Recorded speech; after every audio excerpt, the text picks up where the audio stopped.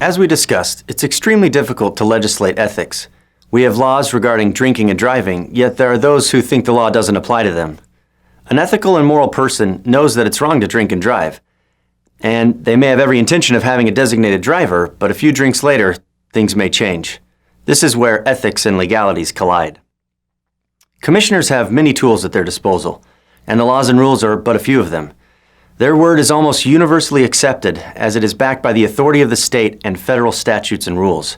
This does not mean a person has no recourse if under a potential administrative action or facing a criminal charge.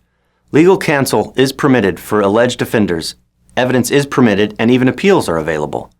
One difference to other kinds of legal proceedings is this: if an order is issued by a commissioner, the alleged violator has to prove why the order should not be complied with. This differs from the standard courtroom procedure of the prosecution having to prove their case beyond a reasonable doubt. Our next section looks heavily at the insurance industry's code of ethics and how important it is to adhere to this code.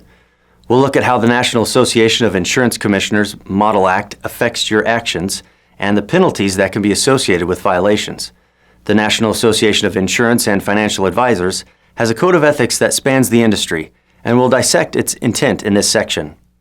The areas we're going to discuss include illegal actions that may be committed by producers, insurers, and even applicants, such as bribes, coercion, and other tactics that may land a producer in hot water. We'll look at how code of ethics should be established in the workplace. We'll show you best practices for their design, important areas to include in the code, and what should not be part of the document. Most companies provide an employee handbook to new hires, but fewer provide ethical guidelines via written documents. You'll see how important codes of ethics conduct are to a business, especially when loaded with as much potential for conflict as our industry is. Confidentiality issues are examined, and we'll give you information on how to ensure a client's personal information is protected by having certain safeguards in place. HIPAA, the Patient Protection and Affordability Care Act, and state and federal laws about confidentiality are explored, with an emphasis on the rules that most impact the insurance producer. The ethical behavior of insurance producers is regulated by a firm's rules, the rules of any professional organizations they belong to, and the individual insurance producer themselves.